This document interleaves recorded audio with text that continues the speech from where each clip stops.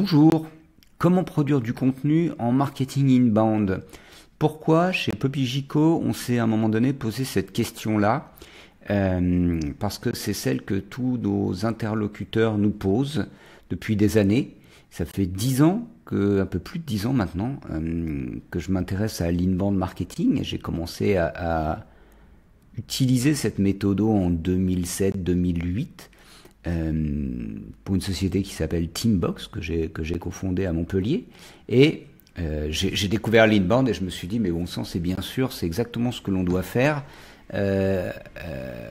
Attirer à nous un public avec un contenu de qualité. Et puis s'est posé très vite la question de produire le contenu. C'était très simple, entre guillemets, en 2008. Il n'y avait pas beaucoup de monde qui produisait du contenu. Donc voilà, il suffisait de quelques articles de blog et hop, là c'est parti, très bien.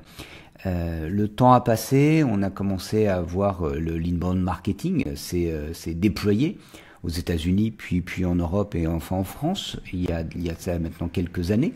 Il y a eu un pic en 2015, ça a vraiment commencé, certains ont commencé plus tôt, mais on va dire qu'en 2015, ça a commencé à sortir du bois. Et puis aujourd'hui, inbound marketing, c'est mainstream. Il y a des agences inbound marketing, c'est assez rigolo d'ailleurs.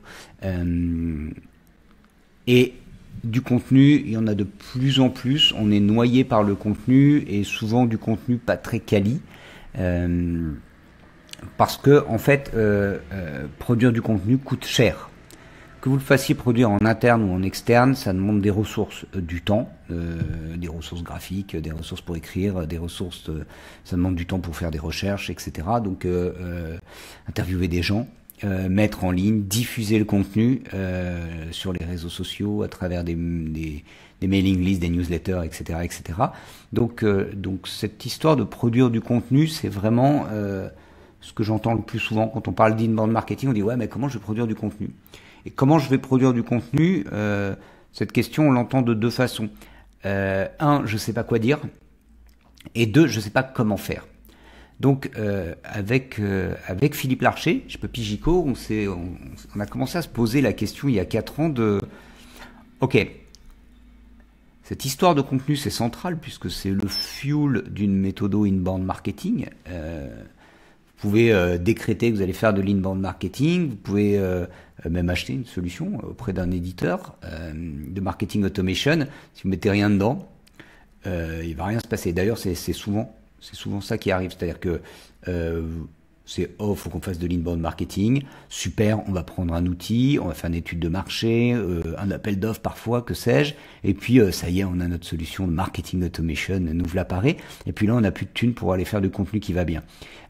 Donc on commence à faire du contenu à pas cher, et au bout d'un an, la réponse est, la conclusion est ouais, de toute façon, l'inbound ça marche pas très très bien, etc., etc. Donc on s'est demandé à un moment donné, donc ça vous aurez accès à ces différentes slides,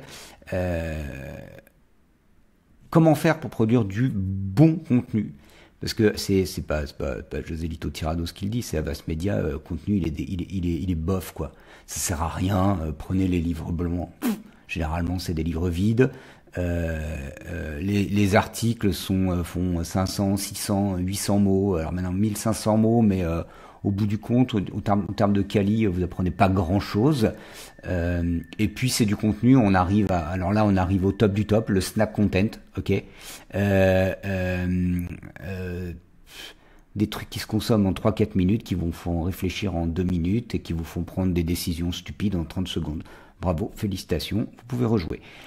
Donc le problème c'est pas de produire du contenu, ça on voit bien qu'on peut en faire assez facilement, c'est de produire le contenu. On a coutume de dire chez Poppygico, jeter les plans, acheter un cerveau. Parce que ça c'est évidemment comment on fait pour écrire du contenu. On dit ah super, on se réunit, on fait même des comités de contenu, je sais pas quelle connerie, et puis on gamberge, on dit ouais on va faire ça comme ça, on va faire un livre blanc, on va faire des vidéos, ah bah tiens fais du podcast, ah bah ouais fais du podcast, c'est vraiment tendance, et puis on est parti, et puis ça y est, on a tout fait, on est essoufflé, il se passe rien. Allez regarder certains groupes, certaines sociétés. Allez regarder les chaînes YouTube, c'est assez marrant. C'était il y a 4 ans, 5 ans. Il y a des agences qui leur ont fourgué 30 vidéos sur YouTube. Elles sont là, elles sont posées. Ça a géré zéro commentaire, zéro intérêt. Mais c'est pas grave, on a fait du contenu. Utilisez plutôt votre cerveau. Parce que le cerveau, il s'adapte en permanence aux situations. C'est le meilleur outil, c'est le meilleur investissement. Achetez du cerveau, achetez pas des fausses stratégies ou des outils. Commencez par acheter du cerveau. Alors, pourquoi ça marche pas en fait, ou pourquoi ça marche pas bien ces histoires de contenu? Pas de content marketing, hein, pas d'inbound marketing, parce que l'inbound marketing, voilà, c'est une méthodologie. Si vous appliquez, elle marche. Mais le sous-jacent, le vecteur d'inbound marketing qui est le contenu, pourquoi ça marche pas très très bien? Parce que généralement c'est pas aligné. Le site internet, le contenu, c'est complètement de traviole. Il y a vos articles parlent d'un truc, vos livres blancs d'un autre truc. Et puis quand on arrive sur le site, on retrouve pas ces petits là-dedans, quoi. Donc il faut que vous aligniez. Et pour ça, commencez par les humains. Mais les vrais humains, arrêtez de saouler avec vos buyers persona. Buyer persona, c'est bien si vous êtes une grosse boîte pour diffuser de l'information sur qui sont nos clients, etc. C'est buyer persona, voilà, c'est bien quand on est, je sais pas moi, Marketo, HubSpot, machin, une grosse boîte, on utilise des buyer persona. C'est bien en B2C, si vous vendez de la lessive, bah ouais, foncez. Si vous vendez des planches de skate, foncez sur les buyer persona. Mais si vous êtes en B2B, arrêtez avec les buyer persona pour une simple et bonne raison, c'est que, regardez, on va le faire ensemble, hein, d'accord? Je vais bouger ma tronche, je vais passer de l'autre côté de l'écran. Vous allez faire quoi? Vous allez lister des cibles potentiels, très bien. Quand je dis des cibles potentiels, des vrais gens, des vrais clients, quoi, d'accord? Je préfère la notion de ideal client profile, parce que ça me parle. On va piquer dans le CRM et on regarde qui sont nos clients là maintenant, les vrais clients qui nous achètent, et à partir de là, on va prendre des décisions. Alors faites évidemment le boulot de caractéristiques, mais franchement, vous attardez pas non plus en 7 ans sur l'âge du capitaine. On est d'accord? Un gamin qui a 25 ans aujourd'hui et qui a une boîte qui fait 50 millions d'euros de chiffre d'affaires, et un José Lito qui a 48 ans et qui a une boîte qui fait 50 millions d'euros de chiffre d'affaires, c'est pas le cas, hein. On sera deux individus, hommes, femmes, peu importe, hein, on sera deux individus et qui avons des problèmes à hauteur de 50 millions d'euros. Basta, c'est tout. Par contre, il y a un truc, la motivation, le job to be done. Ça c'est clé, ça c'est fondamental. Ça c'est le truc qui fait que votre contenu ça va faire. Waouh, bim. Quelles sont mes motivations? Si je suis directeur marketing d'une boîte, générer des leads, c'est pas ma motivation, c'est un bout de mon taf. Mais connaître parfaitement ma cible, essayer de voir s'il n'y a pas dans mon secteur, il n'y a pas des petits endroits par là où j'ai oublié un peu de monde. Essayer de trouver, identifier correctement les problèmes des individus de mon marché, fouiner, avoir ce côté anthropologue, ouais, ça c'est une motivation. Choper le poste du directeur général, avoir une promotion, gagner plus d'argent, m'acheter une baraque, satisfaire ma femme, acheter un chien. Ça, ce sont des motivations, faire en sorte que mes enfants réussissent, ils aillent à l'école, etc. C'est des vraies motivations de vrais gens. Et vos clients, vos interlocuteurs, ils ont des vrais problèmes et il y a un moteur, il y a quelque chose qui leur donne envie de résoudre ce problème. Si vous n'avez pas le job to be done, je peux avoir un problème, hein, si j'ai pas décidé de le résoudre, vous pouvez me balancer tous les contenus de la Terre, faire tout ce que vous voulez, je vais pas bouger d'1 millimètre. Alors une fois qu'on a ça, bah ouais, comment on résout les problèmes des gens, en fait? Bien souvent, ce qu'on voit, c'est qu'on commence par les pieds, on commence à l'envers. C'est-à-dire qu'on a tendance à présenter à nos visiteurs sur les sites notre produit phare. Ok? On va se mettre en situation, si vous voulez bien, ok? Bonjour, je m'appelle José Lito Tirados, je suis partenaire chez Popigico et je peux vous proposer un accompagnement à 80 000 euros par an. En marketing et sales, ok, très bien, conseil. Vous m'achetez? Vous me faites un chèque là tout de suite de 80K, on y base, parti 06 88 04 28 18. Hein. N'hésitez pas, il est juste là, hein, prêt à vous répondre. Bah non, vous savez pas qui je suis, vous savez pas où j'arrive, est-ce que je suis pertinent, est-ce que je suis légitime. Et pourtant, c'est ça que je vais vous mettre tout de suite sur ma homepage ou je sais pas où sur le site. Vous comprenez pourquoi il y a 98% des gens qui arrivent sur votre site et qui dégagent. On n'est pas aligné. Votre niveau de maturité aujourd'hui, vous n'êtes pas prêt à entendre ce que j'ai à vous dire. Donc, ça va pas marcher. Là, c'est bouché. Il n'y a personne. Boule caisse, bonjour. Ce que vous devez faire, c'est aligner la maturité de vos interlocuteurs avec vos offres. Et donc, c'est l'alignement entre la maturité et l'attention. Plus je te connais, plus je vais t'accorder du temps d'attention. Je crois qu'on a une 40aine d'heures par semaine d'attention. Pour tout, hein. C'est tous les individus, il n'y a pas, ouais, mais moi je suis plus malin que les autres. Non, non, hommes, femmes, en Asie, en France, en Amérique du Sud, 40 heures, ok, super. Trump, Macron, José Lito, pareil. Donc la couleur de mon caleçon et puis ce que je vais acheter demain matin comme logiciel ou je sais pas quoi pour ma boîte, c'est les mêmes secondes. Ok? Donc faut aligner.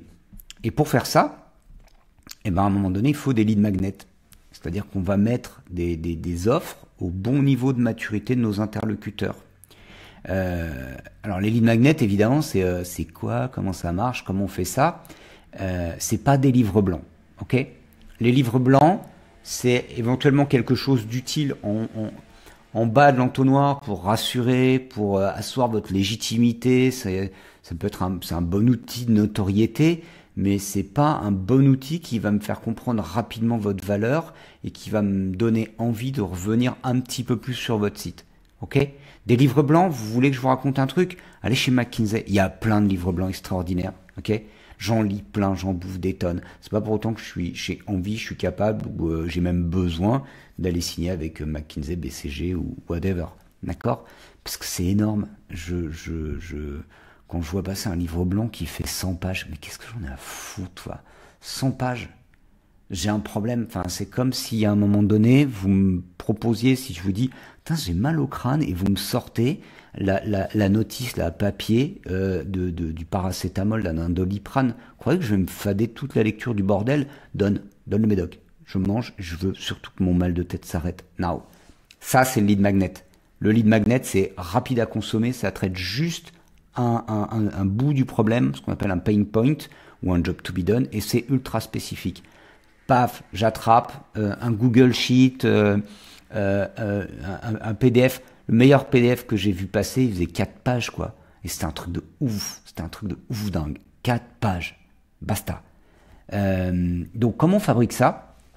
Eh ben, c'est pas, il dit que c'est facile à dire, mais en fait, c'est pas si compliqué que ça à faire.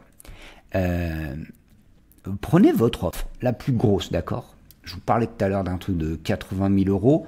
Ben, je vais prendre ce gros morceau-là, et je vais me poser la question de comment je vais pouvoir le décomposer, le unbundler, d'accord? C'est-à-dire que prenez votre offre la plus grosse et je me dis, ok, qu'est-ce que je fais pour 80 000 euros chez un client aujourd'hui?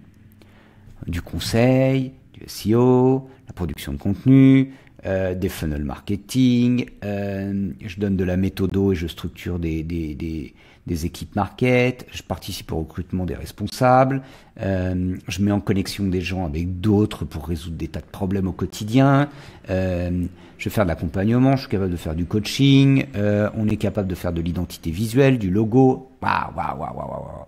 Ok, prenons des tout petits morceaux de tout ça et commençons à les dépouiller. Et là, on va commencer à prendre ces petits morceaux et à les mettre avec plus haut dans l'entonnoir, d'accord, avec un pricing plus attractif ou quelque chose qui demande moins de confiance entre guillemets de votre part. Si je vous dis que j'ai une offre de départ à 15 000 euros, ouais, ça se regarde. On peut commencer à discuter. C'est-à-dire, bah tiens, je vous accompagne sur 90 jours, on est là, on va faire ça, on va faire ci, etc. Et puis ça va vous demander, vous, d'y consacrer 15-16 heures, moi aussi. Ouais, d'accord. Là, vous voyez, votre oreille, elle commence à écouter. Et une fois que vous avez ces premiers morceaux, pareil, encore une fois, vous commencez à déstructurer ces petits morceaux en disant, bon, bah dans ce produit à 15K, qu'est-ce que je fais généralement? J'ai un produit qui s'appelle DDD qui permet qui a été développé par Philippe Larcher, chez Puppy Gico, et qui permet de vous donner l'habitude d'utiliser correctement la data. Donc on va prendre votre Google Analytics, on va vous créer des dashboards, et puis pendant 6 mois, on va vous prendre par la main et vous donner l'habitude de travailler avec les données d'un Google Analytics, d'une Search Console, de votre CRM, etc., etc. Ok. Prenez ça et recommencez. Encore. On y va. On unbundle encore une fois. Et à partir de là, on va commencer à fabriquer du lead magnet. Typiquement, fabriquer un lead magnet, c'est ce que vous êtes en train de consommer d'une certaine façon. C'est-à-dire que cette méthode que je suis en train de vous présenter, on la commercialise, on la déploie chez nos clients. Vous pouvez très bien me demander, dire vas-y, Joselito, est-ce que tu peux venir nous former à ça? Ok, ça a un certain coût. Et puis là, je suis en train de vous la présenter. C'est un lead magnet. Alors il est un peu plus long, etc. Il n'est pas forcément facile à consommer, sauf que vous pouvez regarder la vidéo et puis vous pouvez aussi m'écouter, vous mettez vos oreillettes, podcast et puis basta, quoi, on y va. Et bien entendu, une fois qu'on a déstructuré comme ça la valeur de nos offres, vos visiteurs, ils vont le consommer dans le bon sens. On le fabrique par le bas et on le consomme par le haut. Et évidemment, comme ça vient du même produit, c'est aligné, c'est cohérent, c'est logique. Donc mentalement, on arrive à quelque chose où on se dit mais bon sang, c'est bien sûr, c'est évident, c'est comme ça que ça marche.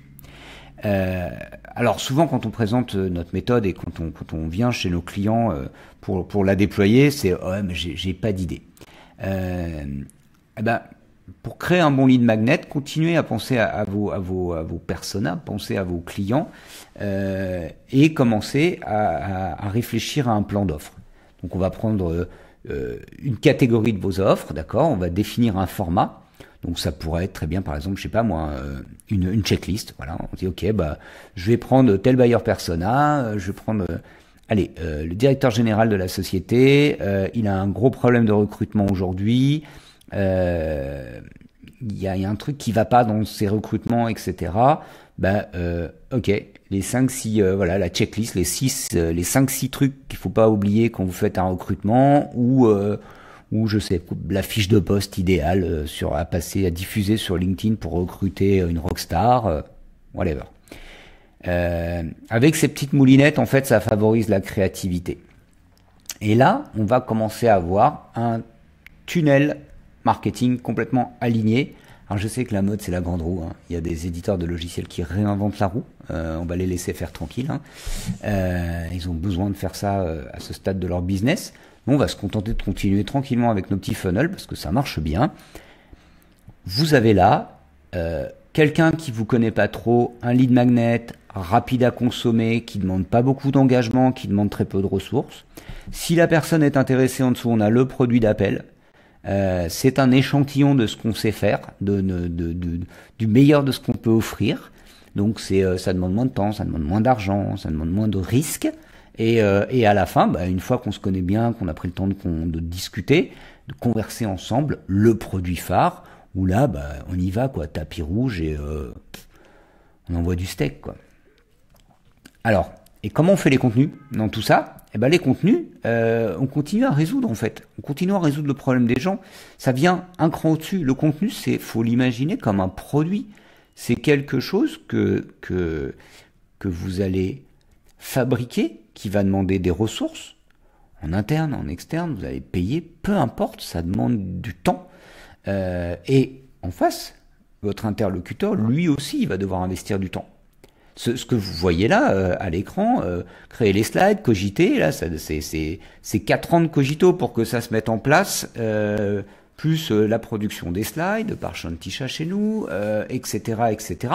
Tout ça, ça a pris du temps, mais là, vous êtes en train de regarder de consommer ce contenu. Là aussi, ça prend du temps. Désolé, ça prend pas 5 minutes, parce que voilà, moi, j'aime bien prendre le temps. Donc, le contenu, c'est un produit.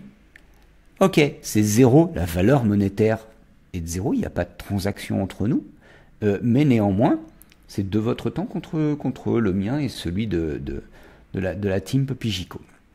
Et on le place au-dessus. Donc, j'ai du contenu, on se connaît pas, ok, je vais lire ton truc. J'ai ensuite, je suis prêt avec mon passage à l'action, là, mon call to action, à m'intéresser à ton lead magnet. Une fois que j'aurai consommé ton lead magnet, bah, si ça me va encore, ton produit d'appel, ça y est, on peut commencer à ce stade-là à avoir une transaction. Et puis si tout va bien et que j'estime que ce que tu me donnes à ce moment-là a vraiment de la valeur, je peux commencer. Là, je suis prêt à consacrer du temps à étudier ton produit phare, à me poser, à regarder un livre blanc et de me dire ouais, je vais quand même prendre des infos, je vais voir ce que ça raconte parce que c'est beaucoup d'argent, on va s'engager sur la durée ensemble, on a un partenariat qui se met en place. Et une fois qu'on a ça, en fait, regardez, une fois que je sais quel est mon lead magnet, en bon commercial, c'est je vends l'étape d'après, donc quel est mon lead magnet, on est toujours dans le choix de nos catégories et le type alors type de poste, type de média, est-ce que j'ai envie de faire un podcast, une vidéo, un article, une fois que ça c'est en phase, eh ben, j'ai la possibilité, là j'ai typiquement un brief pour un copywriter. On est bien, quand je dis un brief face à un copywriter, c'est que vous allez me dire, imaginez que je sois copywriter, vous allez me dire José Lito, voilà à qui je vais m'adresser, voilà le problème qu'il a, voilà comment moi je peux le résoudre, et voilà les différentes étapes par lesquelles je souhaite le faire passer pour lui proposer ce produit-là, avec le lead magnet, etc., etc., le call to action. Une fois qu'on a tout ça, n'importe quel, entre guillemets, copywriter va être capable de produire un contenu de qualité et parfaitement aligné, ce qui fait que je vais, voilà, moi en tant que consommateur, je vais consommer le contenu, en article ou autre, je vais le regarder, je vais me dire, ouais, bon sang, c'est bien sûr, la suite, bing, bing, bing, j'achète. Voilà comment on produit le contenu. Cette méthode-là, on l'a développée aujourd'hui, on l'utilise. C'est ce qui nous permet chez Poppygico de travailler avec des copywriters d'univers très différents. On n'est pas limité sectoriellement. C'est plutôt efficace. Alors bien entendu, au-delà de la partie contenu, ce qu'on entend aussi par contenu, ça va être votre site internet, c'est un contenu. Hein, quand vous faites une page de vente, c'est un contenu qui doit être aligné avec tout le reste. Alors, je vous ferai pas un exemple là, dans l'immédiat. Ça, je le garde pour plus tard. Néanmoins, si vous voulez des ressources, en barre d'infos, vous aurez un lien pour télécharger cette présentation-là. Et si vous le souhaitez, on peut aller un petit peu plus loin, ce que je peux vous présenter ensuite, mais là, c'est lors d'un call. C'est les différents outils qu'on utilise, les livrables, qui... quand on parle livrable, vous excitez pas, c'est pas des usines à gaz, c'est des spreadsheets. Je sais, on fait du marketing avec des spreadsheets Google aujourd'hui. C'est bigrement efficace. Ça, je peux vous présenter ensuite l'envers du décor, l'arrière-boutique et comment ça marche. Merci pour votre attention et à très très bientôt.